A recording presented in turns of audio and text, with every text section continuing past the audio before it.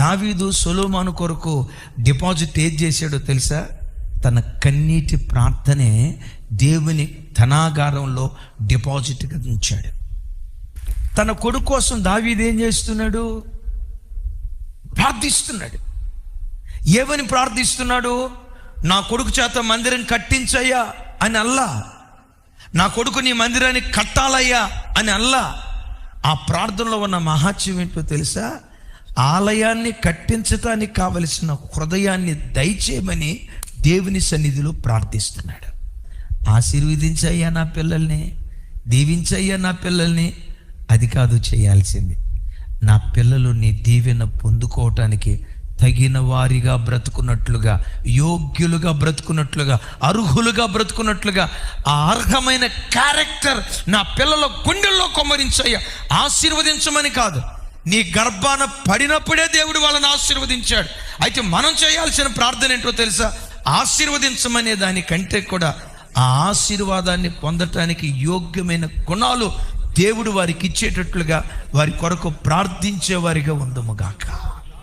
నీ పిల్లల కొరకు నువ్వెంత ప్రార్థన చేస్తావో ఆ ప్రార్థన అంతా పరలోకపు ధననిధిలో ఫిక్స్డ్ డిపాజిట్ అయిపోద్ది. అర్ధగంటే పిల్లల కొరకు ప్రార్థన చేసావనుకో, కొంతే డిపాజిట్ చేసినట్టు. గంట ప్రార్థన చేస్తే గంట డిపాజిట్ అయిపోద్ది. రోజుకొచ్చి 3 గంటలు ప్రార్థన చేస్తే నువ్వు ఎంతసేపు దేవుని దగ్గర గడుపుతావో, నువ్వు కారుస్తున్న ప్రతి కన్నీటి చుక్క నీ పిల్లల విషయమై పరలోకపు ధనాగారంలో అవి ఫిక్స్డ్ డిపాజిట్గా మార్చబట్టానికి దేవుడు కృప చూపిస్తాడు. నేనంట 100 కోట్లు సంపాదించావు, ఆ 100 కోట్లు 1 తరం 2 తరాలతో అయిపోద్ది.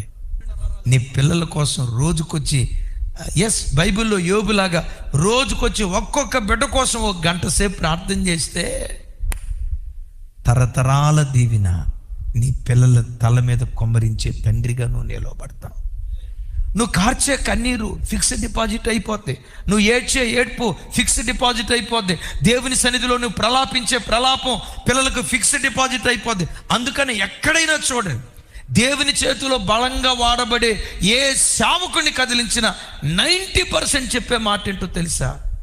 మా అమ్మ నాన్నలు ప్రార్థన పరులయ్యా, వాళ్ళు కార్చిన కన్నీళ్ళే మమ్మల్ని దైవ సేవకులుగా మార్చాయి. వారు కార్చిన కన్నీటి ప్రార్థన బలమే ఈరోజు దేవుని చేతిలో మేము బలంగా వాడబట్ట ఏ సేవకునైనా మీరు కదిలించండి. ఎంత ఎక్కువ ఫిక్స్డ్ డిపాజిట్ చేస్తే అంత సుఖంగా బ్రతికే కృప దేవుడు అనుగ్రహిస్తాడు.